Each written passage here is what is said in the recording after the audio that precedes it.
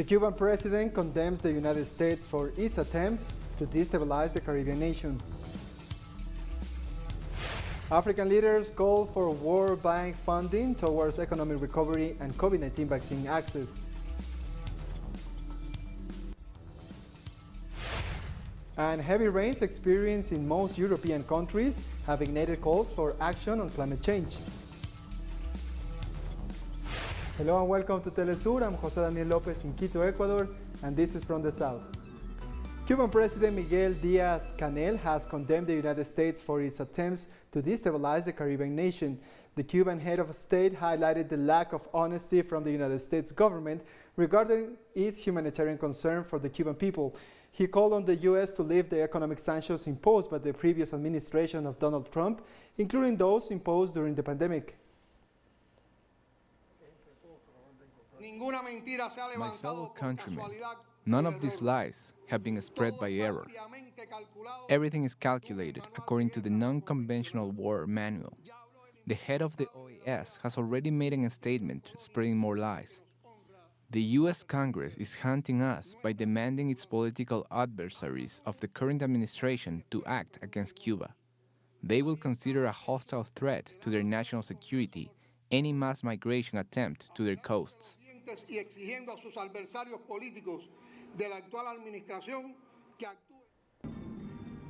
Cuban Foreign Minister Bruno Rodriguez assured that peace has returned to the streets of the Caribbean island after the anti-government disturbances on Sunday.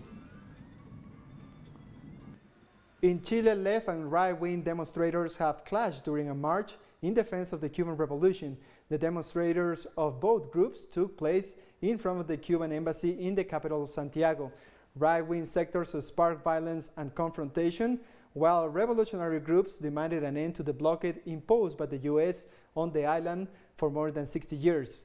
Left-wing activists denounced that the White House is carrying out an international strategy to overthrow democratic governments that do not comply with their political interests. The interim Prime Minister of Haiti, Claude Joseph, has denounced attempts to drive the attention on the investigations of the assassination of President Jovenel Moïse. Joseph said that there are many clues about the assassination of the president and that investigations are still underway to expose the main person behind the murder. He added that the security forces will not stop working to bring those responsible to justice. Following the assassination last week, the interim Prime Minister Claude Joseph declared himself in charge and said the country will be under a temporary state of siege. The Venezuelan President Nicolás Maduro has denounced terrorist groups financed by former Venezuelan politicians and supported by the U.S. and Colombian governments who had plans to assassinate him. We have defeated the Bogota Axis, Miami, Madrid in one of their plans. They bet. There is evidence that this terrorist group is politically supported by a group of former members, by a group of right-wing politicians, and financed from Bogota, from Miami, from Madrid, directed through telephone system to attack, kill. They call it that the party started. The party in Caracas has already been known. Part had plans to assassinate me. How can you call criminals of this type who put their snipers to shoot at the highway, cars that were passing and killed taxi drivers and innocent people who were passing by the highway Caracas-La Guaira, the Cementerio address, the Paraíso address? As you can call people like this who had groups ready to set fire and attack the city, have only one qualification: murderers and terrorists, and you gave him a great defeat. Congratulations on his rise and continue in combat. More news in a minute. Stay with us.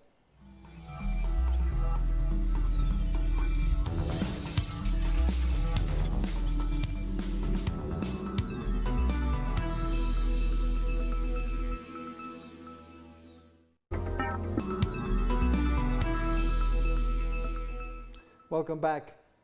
African leaders have called on the World Bank to prioritize fundings towards COVID-19 vaccines and economic recovery.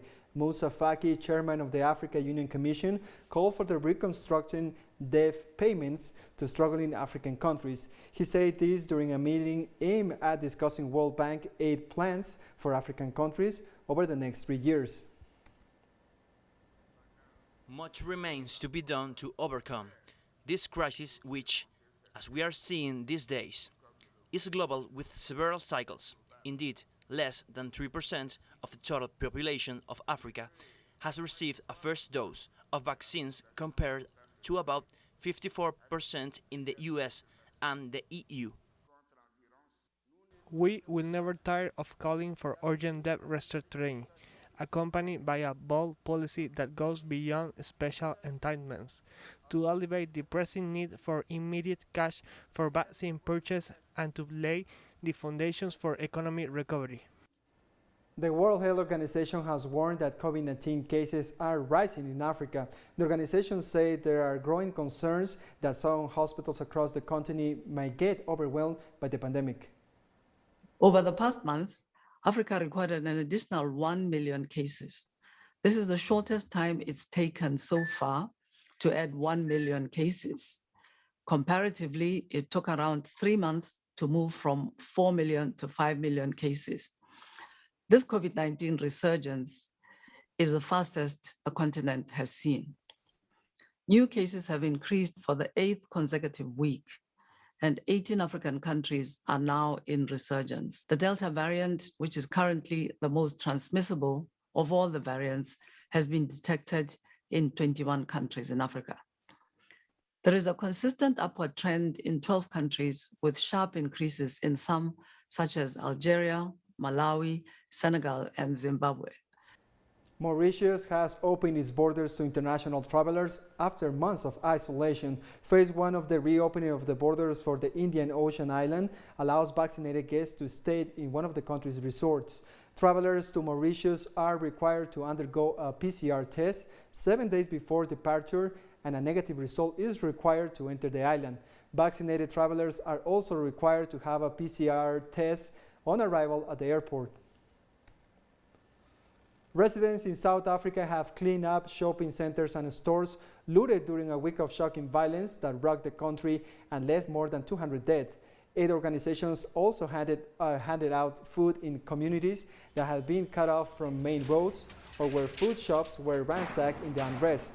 The violence, the worst in the post-apartheid South Africa, erupted after former President Jacob Zuma was sentenced to 15 months in jail for snubbing a corruption inquiry. His successor, President Cyril Ramaphosa, who came to the office promising to curb graft, said the riots were a coordinated and well-planned attack on the country's young democracy. Yeah, it shows you the two sides of South Africa, the bad side and the good side.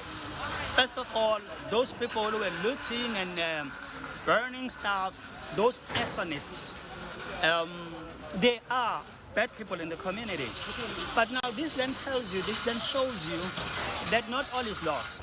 So the world is looking at us with those eyes, but we want to tell them that South Africa has a lot of good people and we have a lot of good stories to tell. And if people and communities work together, everything or anything can be achieved after we go back to normalcy. At least 5 people have been killed in a bombing attack in Syria's Idlib region. A Syrian war monitor has reported that the bombing by the government troops took place in a village in the last rebel-held enclave. Violence has been rising in recent weeks as the Syrian government continues fighting towards restoring control of the territory. According to the United Nations, more than 500 children were killed in Syria last year. The Syrian President Bashar al-Assad has been sworn in for a 4th term. The swearing-in ceremony was held in the presidential palace and attended by members of parliament, political figures, and army officers. Assad won 95% of the votes in elections held on May 26th. He was first elected by referendum in 2000, following the death of his father Hafez al-Assad, who had ruled Syria for 30 years.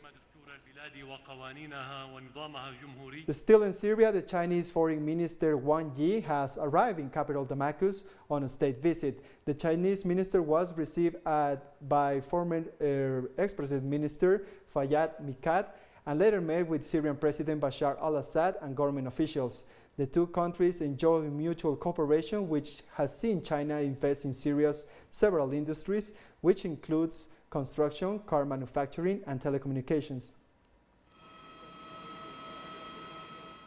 Representatives of the Afghan government and the Taliban have met in Qatar's capital Doha to resume talks as fighting between the two groups continues. Several high-ranking officials and negotiators from the Taliban's political office in Doha met at a hotel for the talks anticipated to bring a lasting solution to the war. The talks resume at a time when the Taliban continues gaining ground in Afghanistan. Several countries have, in recent days, evacuated their citizens from the war-torn country due to the intensifying fighting. More stories coming up after the break. Stay tuned.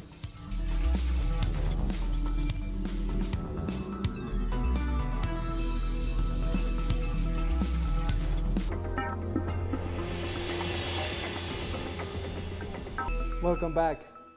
Heavy rains experienced in several Western European countries have magnified calls for urgent action on addressing climate change. The World Meteorological Organization has reported that Belgium, Germany, Luxembourg, and the Netherlands received rainfall equivalent to 2 months of rain in just 2 days.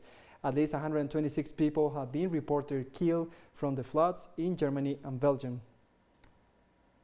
Step up climate action. We need to step up the level of ambition.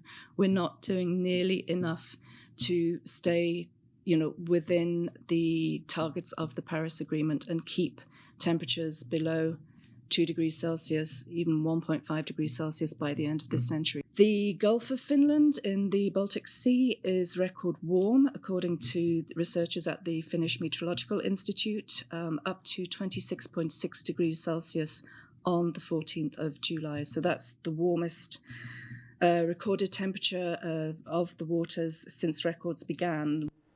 In Germany, rescue workers have toiled to clear up the damage laid by water on Saturday as the death toll from flooding in Western Europe rose above 150. Police say that more than 90 people have died in Western Germany's Ahrweiler County, one of the worst hit areas, and more casualties are feared.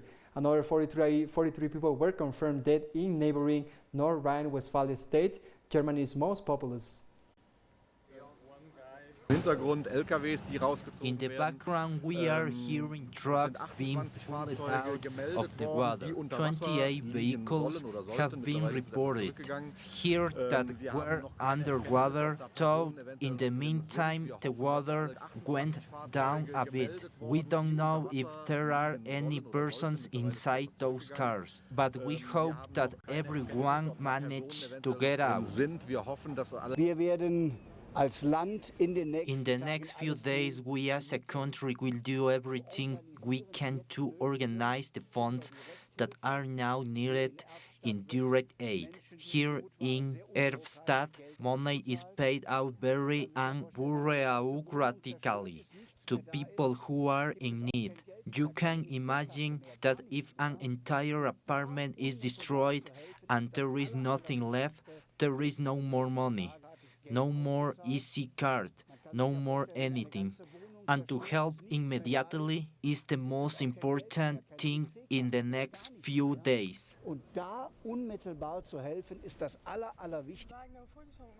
Meanwhile, thousands of residents of affected areas of southern Netherlands have been allowed to return home on Saturday morning after being evacuated due to severe flooding. Prime Minister Mark Rutte's government has declared the flooding a state of emergency, opening up national funds for the affected. The entire basement was flooded, and the damage is probably in the tens of thousands of euros. Apart from the emotional value, which I find more important, magazines, radio bulletins from 1960 until 1997, all vanished.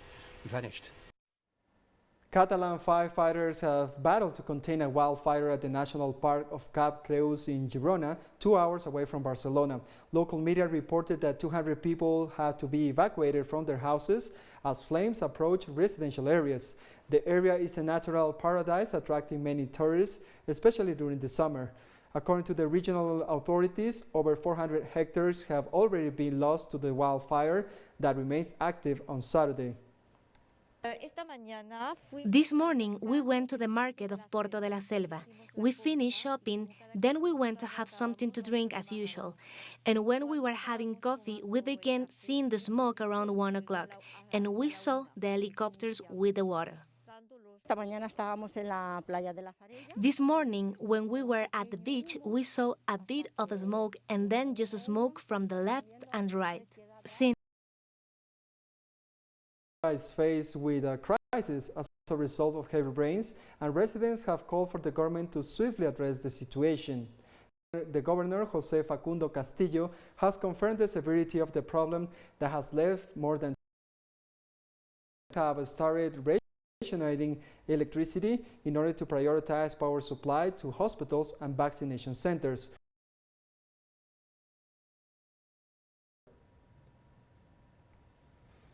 China has launched its long-awaited emissions trading system as it pushes to quest down climate change by 2060. The Asian country is considered the world's biggest carbon emitter, and it seeks to take a global leadership role on the fight against the climate change. The system is poised to become the world's biggest carbon trading market, facing thousands of Chinese companies to cut their pollution or face heavy penalties. What we want to have a carbon market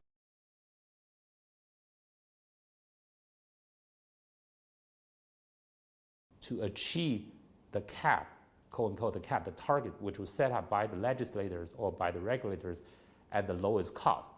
That's the whole point of the carbon market, right? Because otherwise you will go to States mission in Afghanistan as a failure, as Taliban made gains at the time when foreign forces pulled their remaining troops